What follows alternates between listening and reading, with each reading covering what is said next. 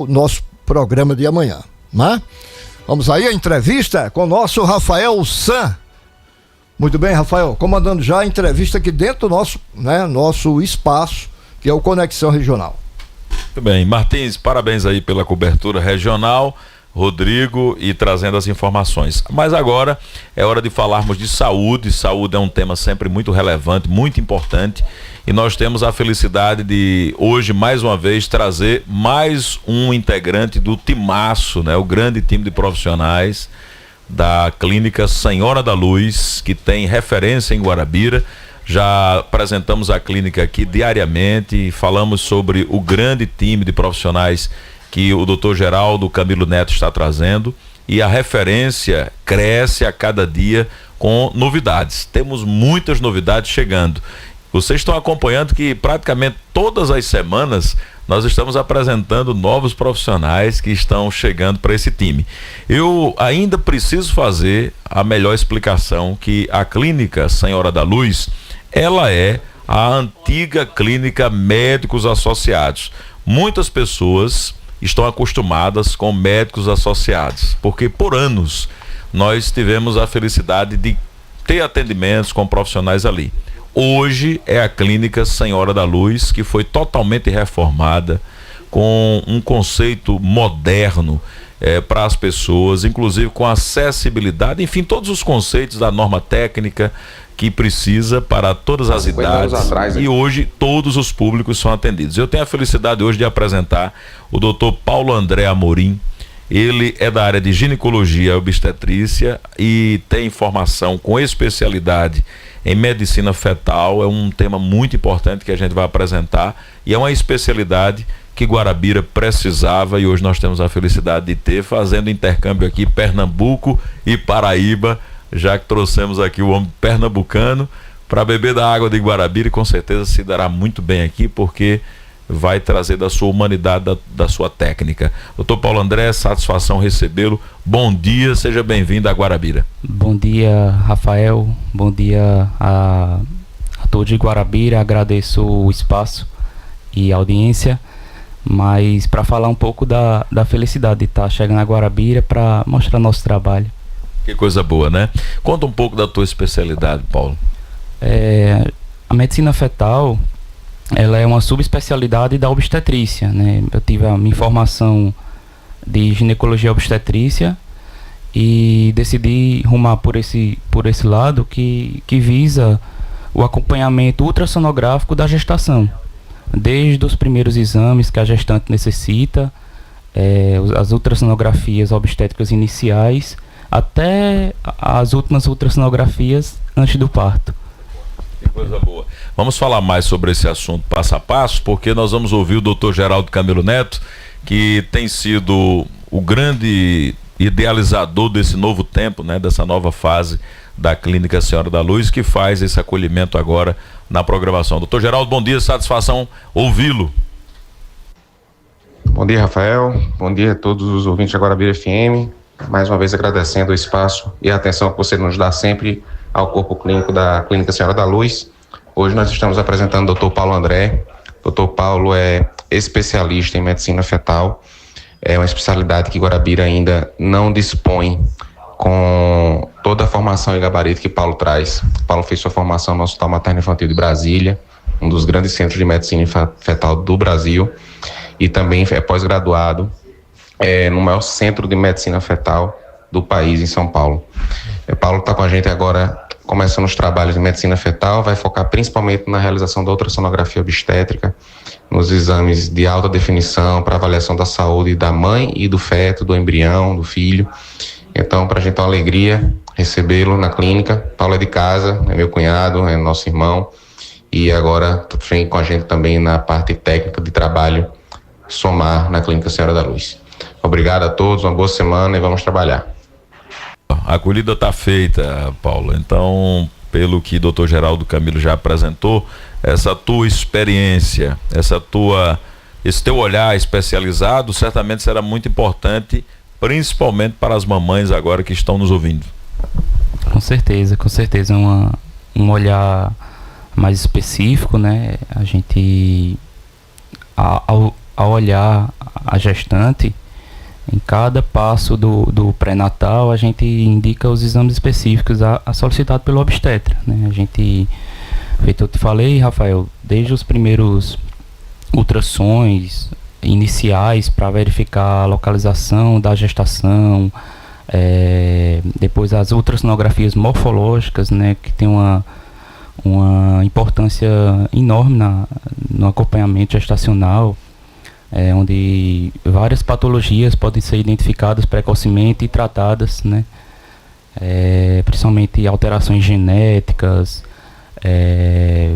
doenças maternas como pré-eclâmpsia, prevenção de prematuridade.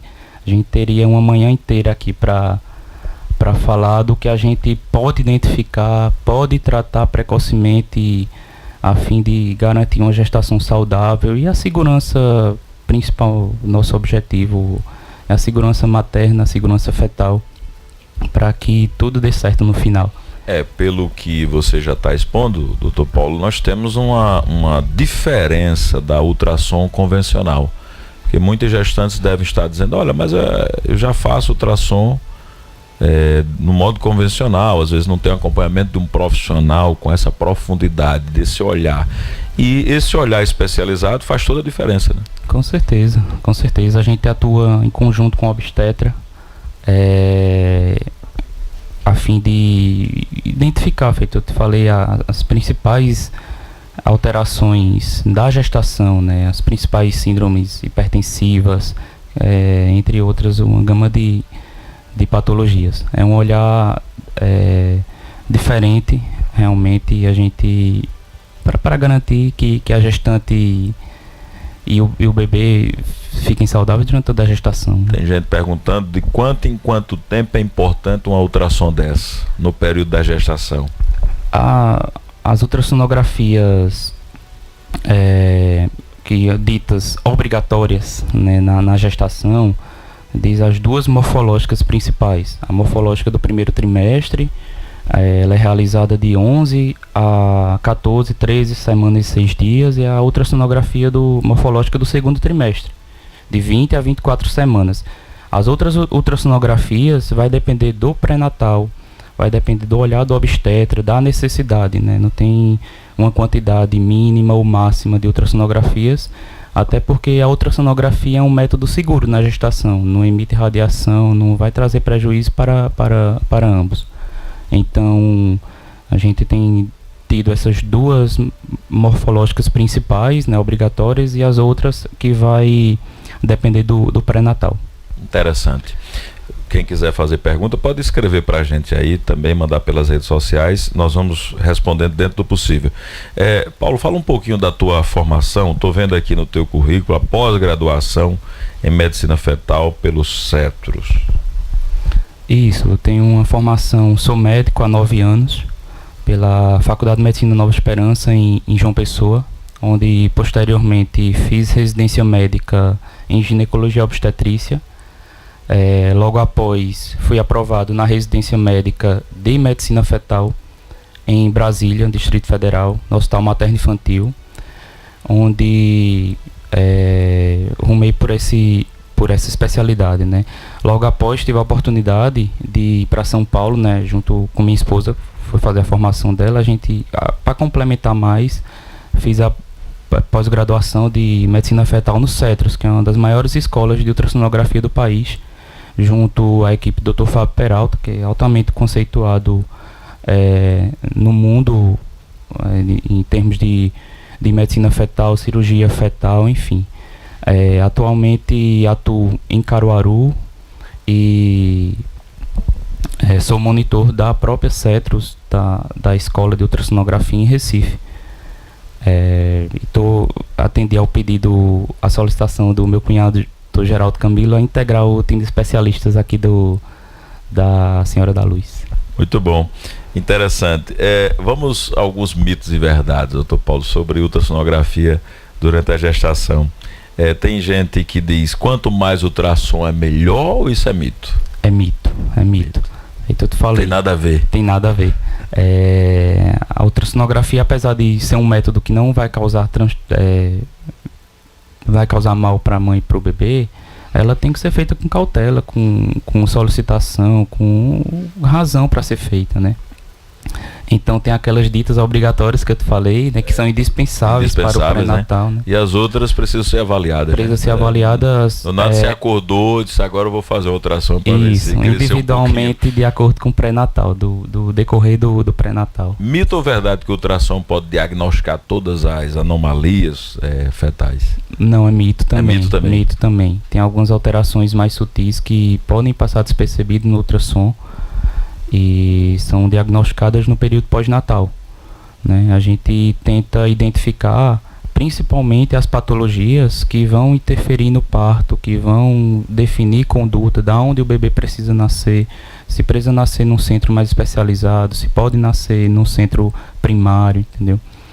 Então, nem todas as patologias vão ser diagnosticadas no período gestacional. Mito ou verdade que o ultrassom prejudica a audição do bebê?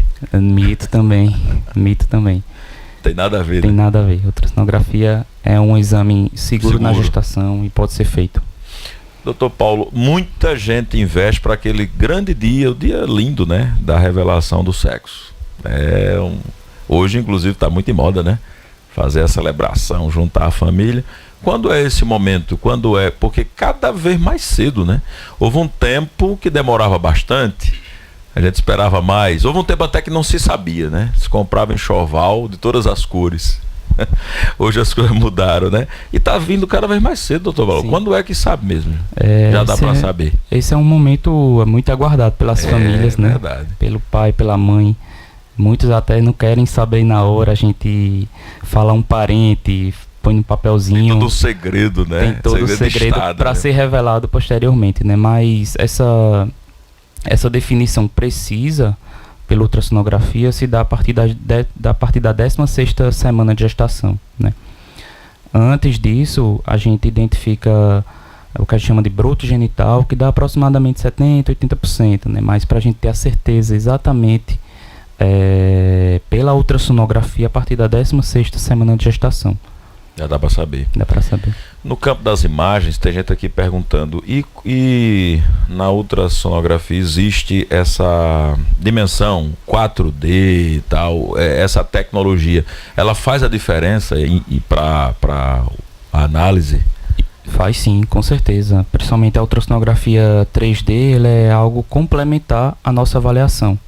A avaliação durante a morfológica, ela é feita pelo 2D. É o preto e branco, feito a gente fala. Onde a gente vê todas as estruturas do bebê, vê se todas as estruturas estão compatíveis para a atual idade gestacional do feto, né? Mas o advento da ultrassonografia 3D, 4D até 5D, ela é mais uma avaliação complementar do nosso exame 2D. Interessante, né? E as pessoas vão fazendo perguntas também, é importante. Flávia, ela diz o seguinte: e quando é detectada alguma anomalia, o que se fazer? A depender da anomalia, evidentemente. Isso é algo que é individualizado a depender do que a gente encontra, né? Acho que o objetivo é esclarecer a gestante, o que a gente vai precisar fazer, mas realmente é uma gama que é individualizada, né? Um exemplo, há muitas alterações genéticas, não tem o que fazer.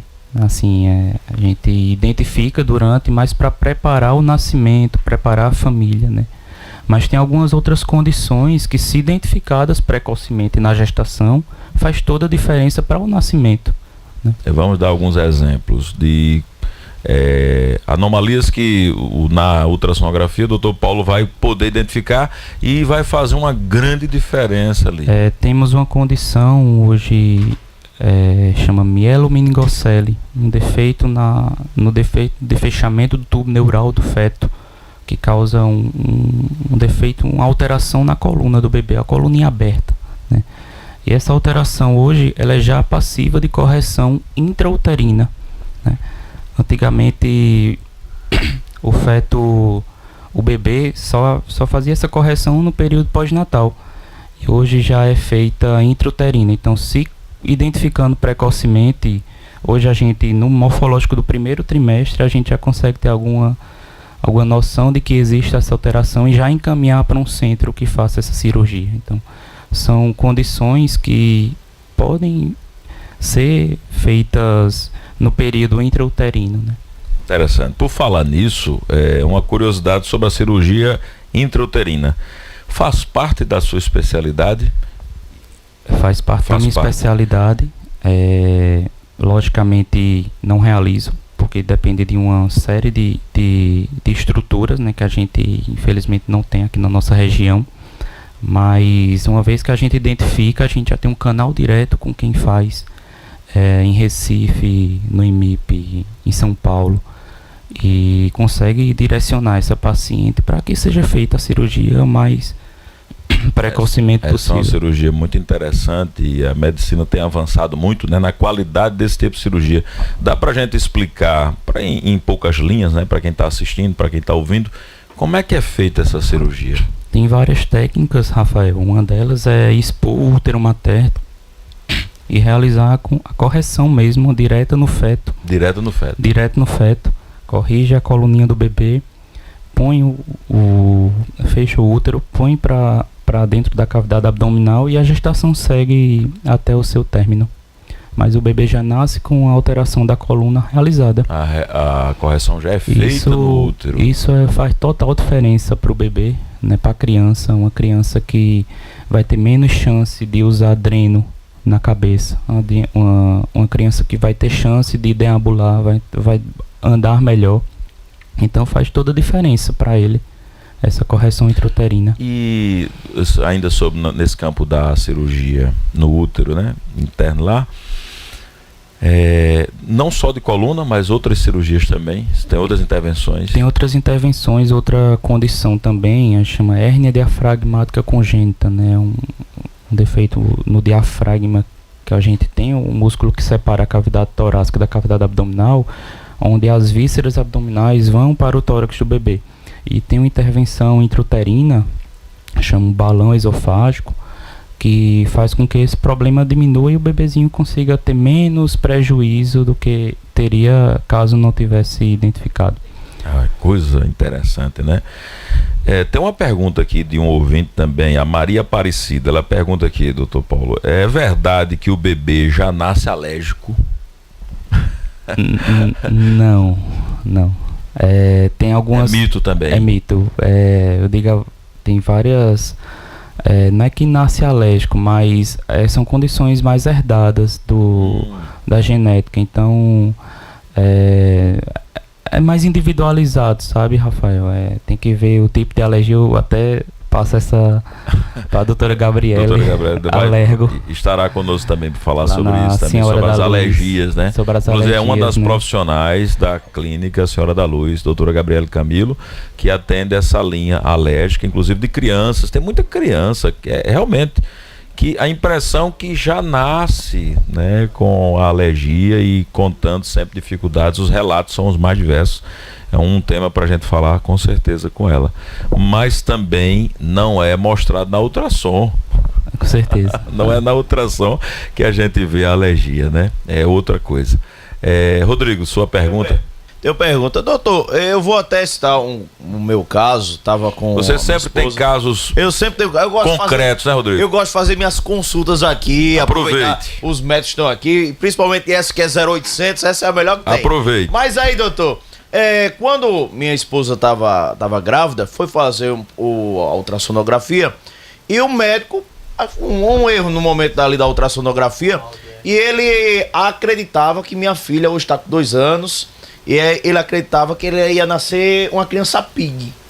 Aí naquele momento a gente se desesperou e tudo mais, porque lógico, quando o pai, a mãe descobre que sua filha poderá ser o tamanho pig e tal e tudo mais, eu comecei a procurar naquele momento, tal. Graças a Deus ela não nasceu desse tamanho pig, como o médico tinha falado, e depois fiquei com raiva do médico e tal, mas depois eu entendi que errar é até humano, né, doutor? Mas eu queria saber, para quem tá em casa, para aquelas pessoas, e até para mim, que procurei saber, mas de uma forma muito leiga, né, sobre o que seria essa criança pig, doutor.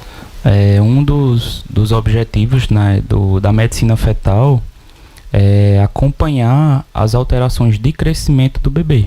Então, a depender da idade gestacional que a gestante se encontra, a gente vê através do ultrassom o peso do bebê e consegue classificá-los em um feto adequado para a idade gestacional, grande para a idade gestacional ou o PIG, que é o pequeno para a idade gestacional. Quando a gente se depara com um bebê que é PIG, a gente tem que diferir duas situações.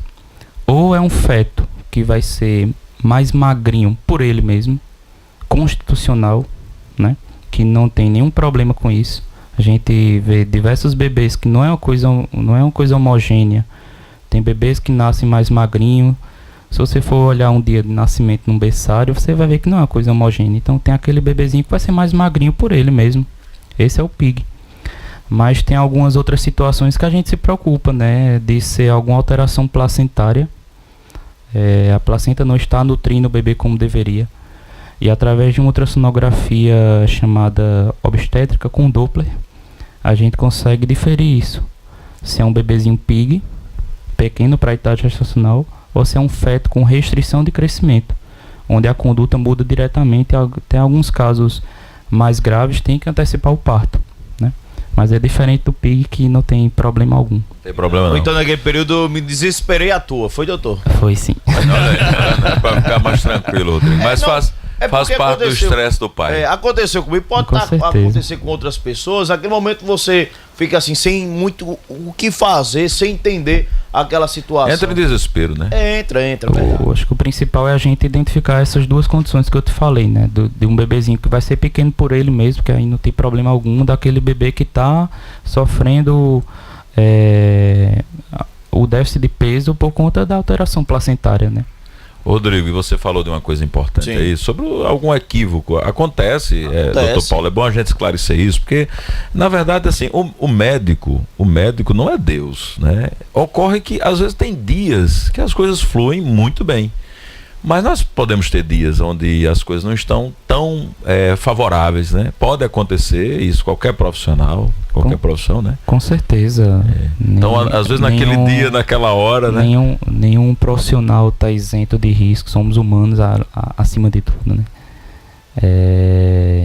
De erros, né? Enfim, pode acontecer. O ultrassom é algo que a gente chama operador dependente, é nossa visão para interpretar o que a gente está vendo. Então, de repente, pode ter passado. Acho que o principal é orientar direito, né? A gente esclarecer ao pai e à mãe que estão aflitos naquele e dizer, olha, no seu caso, né, Rodrigo, o PIG, a gente vai esperar isso, o bebezinho não vai, dentro da barriga não vai ter nenhuma repercussão, vamos acompanhar direitinho para ver se esse peso não vai cair mais, se não pode ser alguma alteração placentária, enfim, eu acho que o objetivo é esclarecer mais aos pais, né? É verdade. Tem um áudio de um ouvinte sobre a entrevista. Vamos ouvir, vamos acompanhar. Bom dia, Rafael Sam, bom dia, doutor Paulo aí, né? Esse médico é especializado em gravidez e feto, né? Eu sou Pedro aqui Pirpiri e quero fazer traçar uma dúvida. Eu conheço uma menina aqui Pirpiri que ela engravidou de trigêmeo, era 2 meninas e um menino.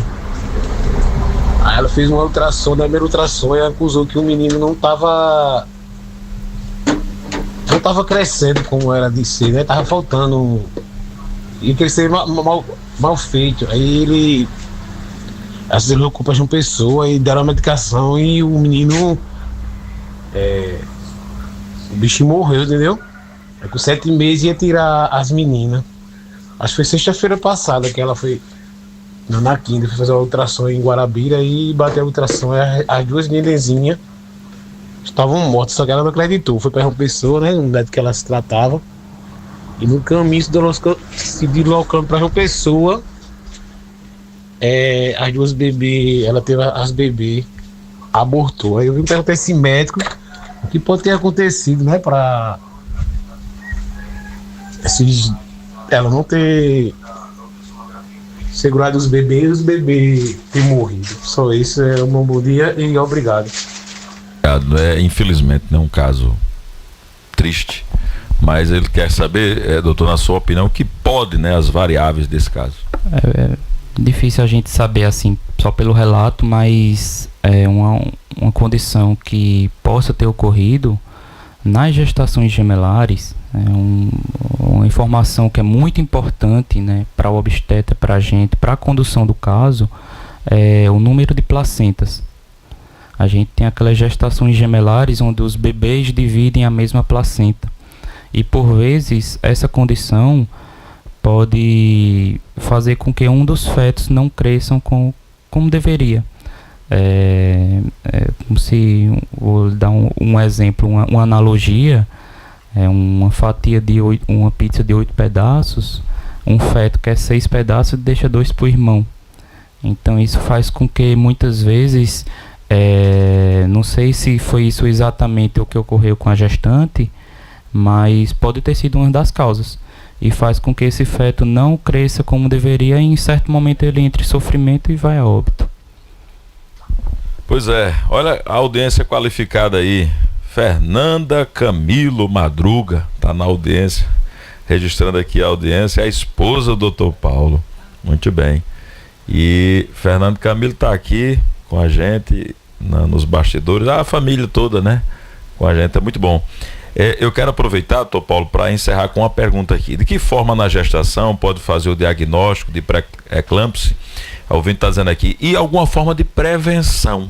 É a pergunta da ouvinte. Muito importante, Rafael, né? A pré-eclâmpsia é um distúrbio hipertensivo que se manifesta no final do segundo, terceiro trimestre, né? Mas ele já pode ser identificado na gestante através da ultrassonografia morfológica do primeiro trimestre, né? Através do Doppler das artérias uterinas, a gente consegue estimar o risco da gestante desenvolver essa condução. E com isso já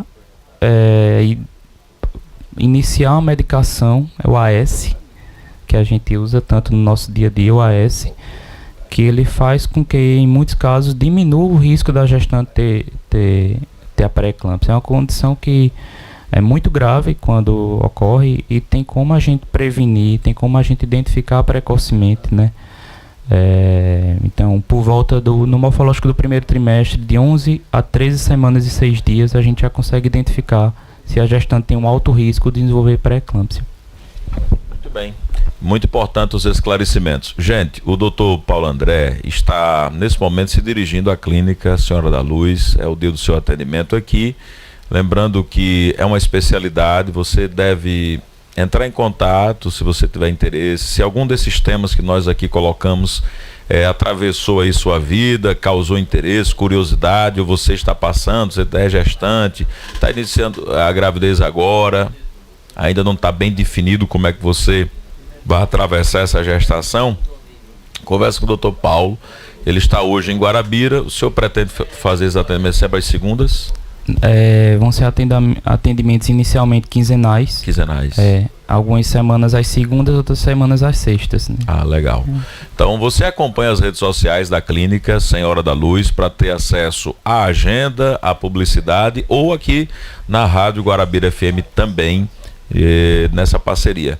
Lembro que outros profissionais, volto a dizer, o time é maravilhoso, estão lá à disposição de vocês, vários outros profissionais. O contato para você conversar com a nossa recepção e fazer agendamento pelo WhatsApp ou ligação direta é o tradicional telefone que nós